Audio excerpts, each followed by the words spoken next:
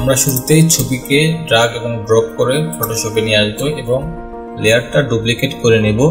সেজন্য আমাদের ছবির লকটা উঠাই দিতে হবে, আনলক করতে হবে এবং এখানে রাইট ক্লিক করার পরে ডুপ্লিকেট লেয়ারে ক্লিক করে এবং আরেকটা অপশন আসবে, এটাতে ওকে দিয়ে আমরা ডুপ্লিকেট করে নিয়ে আসল ইমেজকে হাইড করে দিলাম। এবং যেটা আমরা ডুপ্লিকেট করেছি এটা থেকে প্রথমে ফেসের যেগুলো দাগ আছে আমরা দাগগুলো রিমুভ করব হিলিং ব্রাশ টুল দিয়ে।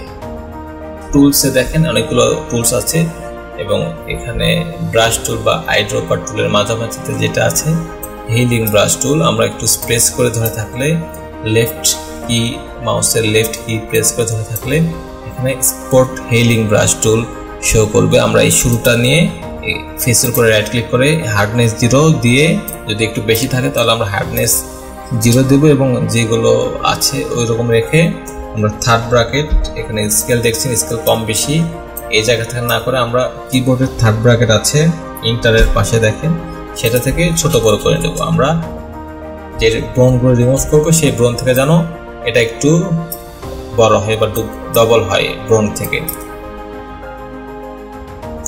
এবং আমরা এক পাশ থেকে ব্রোনটা রিমুভ করা শুরু করে দেব।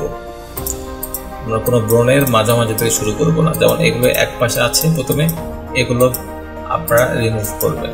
এগুলো রিমুভ করার পরে যেখানে দেখছেন বেশি ব্রোন আছে এই পাশে, এখানে মাঝামাঝি থেকে শুরু না করে এক পাশ থেকে ব্রোন রিমুভ শুরু করে দিলেন, এক পাশ থেকে ব্রোনগুলো রিমুভ করবেন। এভাবে একটা একটা করে আপনারা ব্রোন রিমুভ করবেন।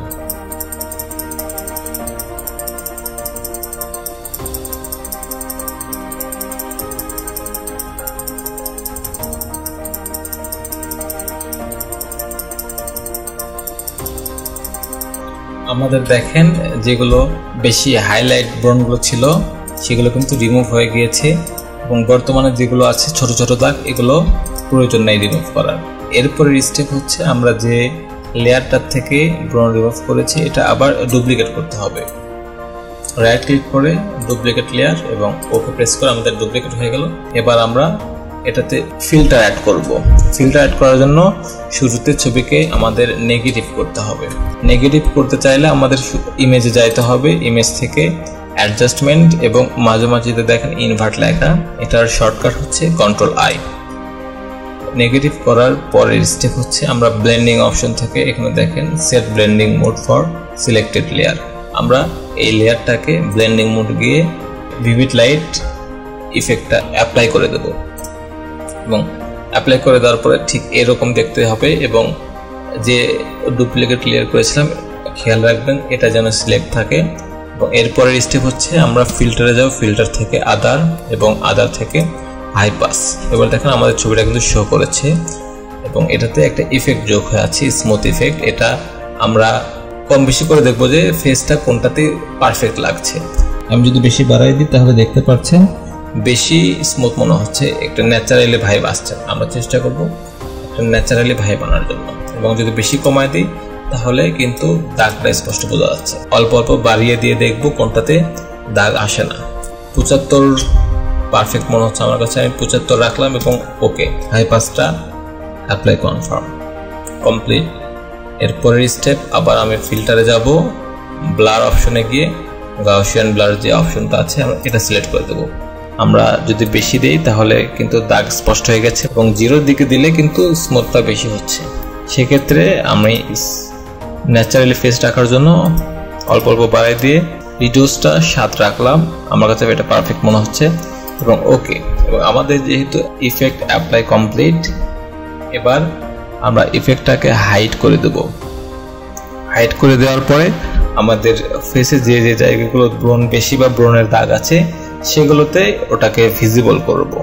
আনভিজিবল বা হাইড করে দেওয়ার জন্য আমাদের এই লেয়ার প্যানেল থেকে নিচের দিকে দেখেন লেয়ার মাস্ক আছে, এটাতে আমরা অল্টার প্রেস করে যদি লেফট ক্লিক করি মাউসে তাহলে লেয়ারের পাশে আরেকটা কালো লেয়ার যুক্ত হয়েছে। আমাদের এটা হচ্ছে ফিল্টার এবং এটার মাধ্যমে আমরা ইফেক্টটাকে হাইড করেছি এবং এটা দেখতে পাচ্ছেন কালো কালার হওয়ার জন্য হাইড হয়ে গিয়েছে। তাহলে আমরা এটা অন্ধকার হয়ে গিয়েছে। আমরা যদি হাইলাইট করতে চাই হাইড হওয়া ইফেক্টকে সেক্ষেত্রে আমাদের কালোর উপরে সাদা অ্যাপ্লাই করতে হবে। তাহলে আমাদের সিলেক্ট করতে হবে ব্রাশ টুল।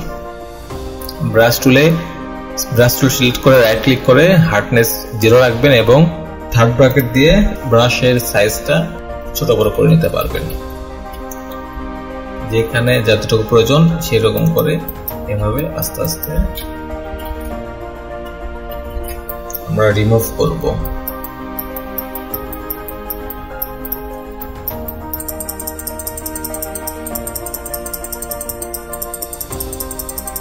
এবং দেখেন আমার ফেস কিন্তু প্রায় স্কিন রিটাচিং কমপ্লিট। এবং আমরা শুরুতে যে র ছবিটা হাইড করে রেখেছিলাম, আনভিজিবল করে রাখছিলাম এখানে, সেটা আমরা আবার সবার উপরে নিয়ে এসে আমরা দেখবো যে ফেস ঠিকঠাক মতো হয়েছে নাকি আর একটা ফিনিশিং দিতে হবে।